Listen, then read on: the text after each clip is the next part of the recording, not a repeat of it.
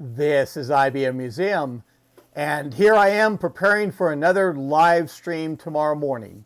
My regular scheduled time on Saturdays is 10 a.m. local, which is Mountain Standard Time. That's GMT minus 7, and that works out to be noon Eastern Standard Time, 11 a.m. Central Standard Time, and 9 a.m. Pacific Standard Time. And certainly you can use the GMT minus 7 to calculate the time for you if you're outside the continental United States. And there is a reminder up. You just go to where my channel is and click on that, and you'll see when it is, when it's scheduled for, and you'll get you can even get a countdown before I go live. So please join me for that. What I'm looking at, and not that I necessarily need to branch out to any other topic or anything else like that, but I've been looking over the EduQuest malls. And this is a division at IBM that out of Atlanta, Georgia, that went through and came up with the systems that were a little bit sized up from the PS2 Model 25 that were mainly visible in U.S. schools. They went through, a lot of time they had the I-class set up, and where the kids powered up the unit and they got on that I-class server to do their schoolwork. And I do have kind of the predecessor Model 25s that are that way, that didn't even have a local hard disk on the unit or anything else like that, and these EduQuest malls. And I got these in all the same school lot, even 20 years ago when I picked these up.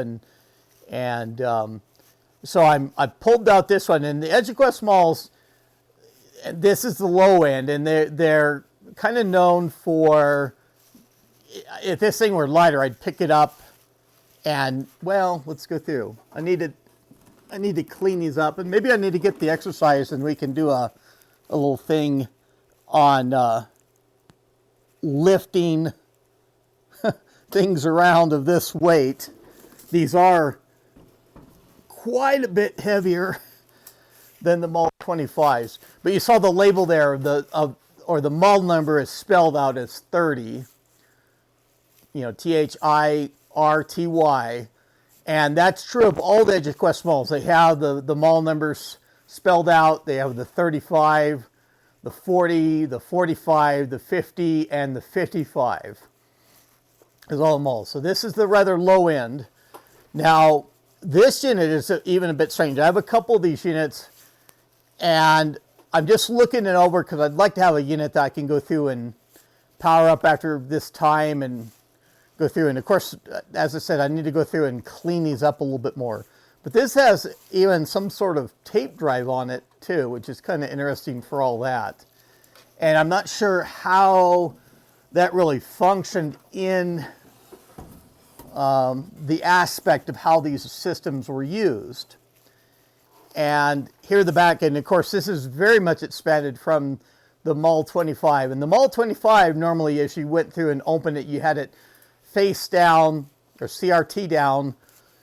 You put a towel out or whatever else, and then you had the tray that dropped down. I've had previous videos I've shown working into the Model 25s, even the different levels of Model 25s that there were. The EduQuest went through and they did expand. On the last Model 25, they did expand and had one so-called reverse mount slot, where the EduQuest has gone through, and all the models use the same riser and everything else, as we'll see in just a moment. That this even doesn't have the expansion boards in the slots that are here. It's got the reverse mount slots that the EduQuest had. And the 25SX, even for that reverse mount slot that was on there, it was only designed for one of two boards. And this is the Ethernet board. We'll get a closer look at it in just a moment. And then the sound card for the unit. And you saw on the front that it's got the Avalanche EduQuest keyboard Avalanche. We'll put that down low, and it's a little bit crowded, and moving this heavy thing around, it makes the bench, you know, jump around a little bit. But you saw the volume control on the front here. It's got a spot for the microphone, and then 2 phono plugs. And this came in handy. I even got a set of inexpensive headphones. I mean, just dozens of the thing that the students used to plug into where they could have the headphones on in the classroom so they could go through their lesson on this and not disturb the other students, each one of them being off in their own learning plan. And this is the answer to the Chromebook, or that was the system that the schools had at that time for kids on computers. And but this reverse mount network board, this Ethernet, we're going to look at that a little bit closer. And there is a token ring board, and the connectors are really tight in here. It's got the RJ45 and the BNC connector very close together, and that's for that reason of that 25SX, that they could fit in that small opening on the back and the reverse mount. And that reverse mount on the 25SX is only for either the network card, so the Ethernet or the token ring. Now, the EduQuest are a little bit different. They have this nice little drawer. It's even, I mean, this is centered in the screen. I can probably zoom in a little bit for that text, even without adjusting my camcorder. And even this warning, open drawer slowly to service. And, giving some information there as far as before you have the number to call, but going through and the local person being able to go through and to look up information, running the diagnostic and things like that before calling service on these. They did go through and they printed this right on there. And these were designed for kids. I mean, I even had, I went through, I showed one of the mice that I had online on a couple different Facebook groups. And this is the EduQuest mouse, and it looks like any other 2-button mouse. It's got this molded retaining, clamp that you went through, and when the mouse is plugged in, this is going through and fastening down this. It's fastening down this cable end when it's plugged in to one of these screws somewhere, and they actually included a screw with the unit. You could bolt it down. I don't know which location that they're going to for that, because just about every single place on here is already populated, and they may have even done that so it could be pinned down more, and that couldn't be, that'd be harder to plug in to like the keyboard connection, maybe to resolve a little bit more of making sure that it was plugged in, because the keyboard certainly doesn't have that. And that, for that one, on that leash, it's possible to plug in the keyboard. It's harder than going in that mouse port. And then you even had this Allen head screw security that made it so the kids can't open these units up to pull the mouse ball out. So, like I said, the keyboard is not really designed that way, but the mouse sure is. And the keyboard, this is a lot lighter, cheaper. I think it's the Chromebook concept that it was just easier to go through and replace these rather than to go through and repair like the heavier keyboards of the Model M's. It's it has that plastic frame, and this is the M2. This is set up for supposedly for the PS1 computers, the home series, and it's pretty average. What they call, like a dome membrane or that sort of thing, and not really a very expensive keyboard at all. And really, I think for the fact that these mouse and keyboards like this and branded with the EduQuest on them, I think that the kids are probably just really hard on these, and a lot of them ended up getting thrown out. You don't really see comparable whole bunch on the compared to the EduQuests that are out there. And you can really tell that the EduQuests are only offered in that school setting a lot of the time, because it's uncommon to be able to have one, and they're pretty sought over actually for being the all-in-ones with the CRT, and they're built very heavily, even for this low-end Model 30. It is built with the same level as the higher end models. So that center screw right below the tray, there's this screw, and it's labeled very much on the back, spelled out, keyboard, mouse, serial, parallel, MIDI game, line out, mic in, line in.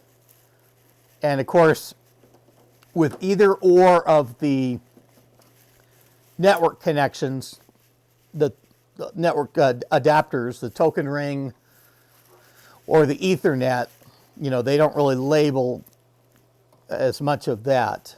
And these are actually stickers for the labeling the ports, or stickers that they put over there. So as I say, pull the tray out slowly, because there is first off, there's a display connector. And all the EduQuest models have the same riser on them. Even for, and they're all ISA models. It went from the 386 SLC up to the 486 level for these systems.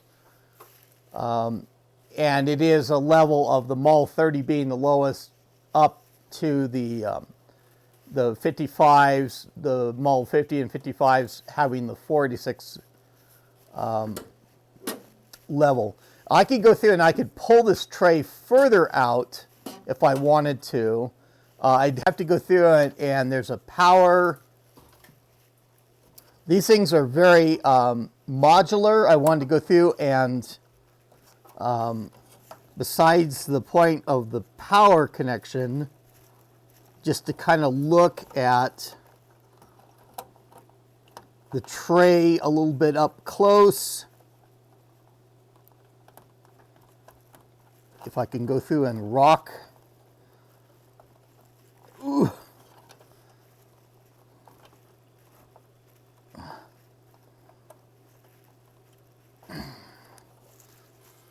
And wow, that is in there.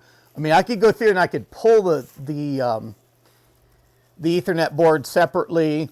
It's got the power connection here. It's got those, let's maybe angle this a little bit more. And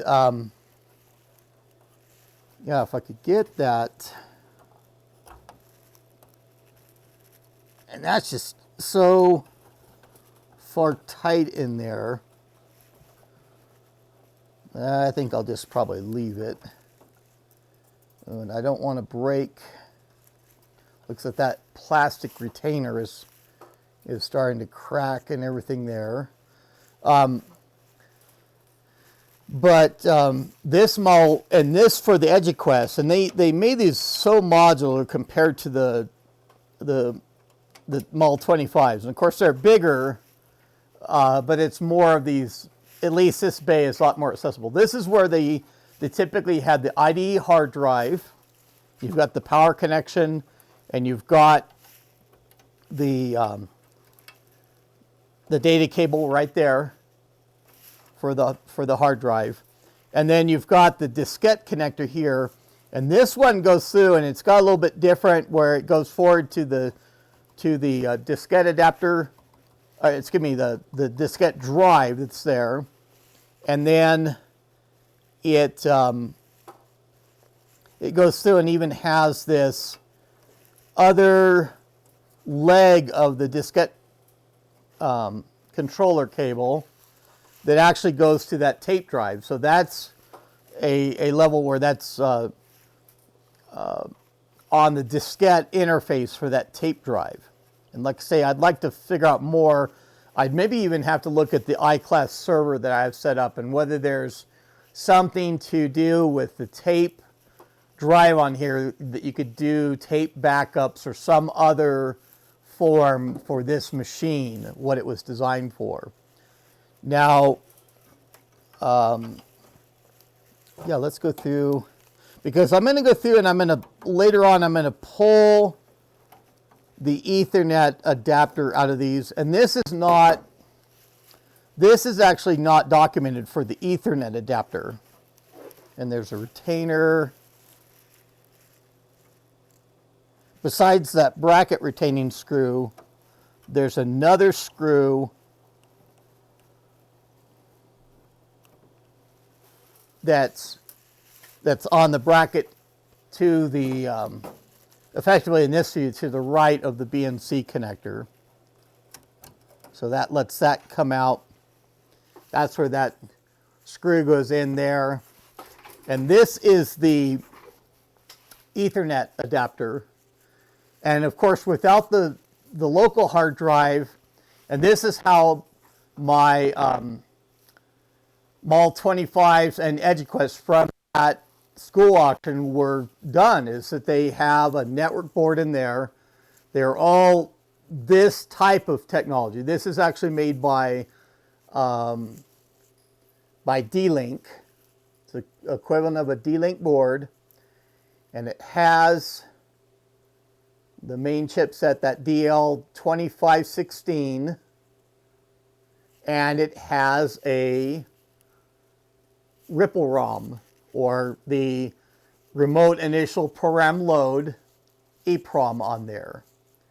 So it can go through and boot over the network to the iClass server. And so this is the equivalent of a conventional D-Link board. Otherwise, at the MAL 25s, the 86 based version I had D-Link adapters in them that were effectively the same chipset that had a different boot ROM to them to boot to the iClass server. All the kid had to do was go through and power up the system, and it would automatically load, even for my setup, would load the iClass server I have from that school would load would load DOS, and it had DOS menuing systems to that iClass. Certainly we've gone through, there's previous videos I've done on the iClass, and there's also, I can go through and link, Retrotech Chris has done a good number of iClass videos as well in the past to talk about that interface.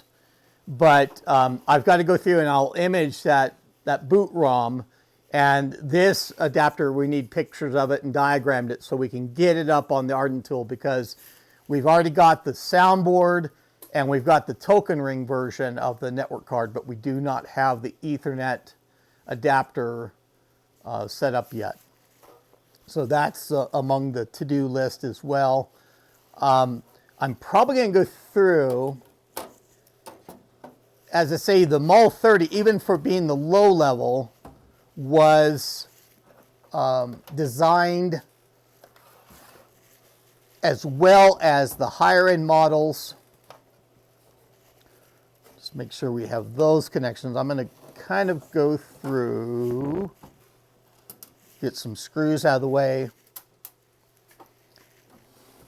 And I won't likely do this tomorrow to go through and open one up, but I'd like to go through and see if I can, the other way where I can at least check things out and then see if I can get one to boot up. I sure wish I could get that tray loose, and maybe that's something otherwise. But this has, even though it's hard to see from that angle, there's the BIOS of the system, and there's even a socket, 40-pin socket. And I can go through and link in the where this information on the EduQuest can be found. And originally from UXW Bill on YouTube did he had EduQuest models and went through and diagrammed them and things like that. We've kind of carried over that content and gone through and edited and added content over time to the great results that he got initially at the Ardent tool. But this is actually the 40-pin socket is for a Dawson ROM.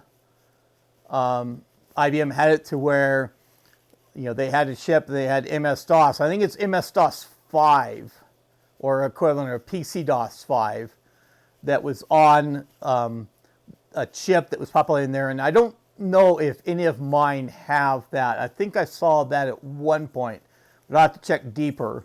And it might even be interesting for the aspect of DOSember to have, to find if I had a model that had that Dawson ROM chip to go through and to boot from that, boot into DOS completely from chips, not having a hard drive.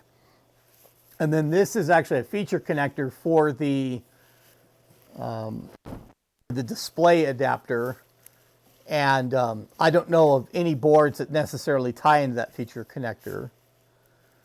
But that's just a brief overview. You can kind of go through and see at least a little bit of the components. Maybe the one I'll have tomorrow as I go through, and for the live stream I can go through and I can actually have it separated and can pull the tray out and give a little bit more closer look for it. This is just a little bit of a prep in setting things up in the studio. I'll probably go through and leave things like this. I can have enough time in the morning to go through and bring things out. But if you enjoy this content, go ahead and click on that like button, please. And by all means, look at when I do that live stream tomorrow. I would enjoy you coming in and participating in the chat room, where you can lurk whatever you want, but going through and we'll check these things out a little bit further and see how far we can get. Really like to see you there. And subscribe to my channel if you have not done so already. Recommend it to your friends that are interested in this sort of content. I can always use more subscribers. But this is IBM Museum. That's all I have for now. Thank you.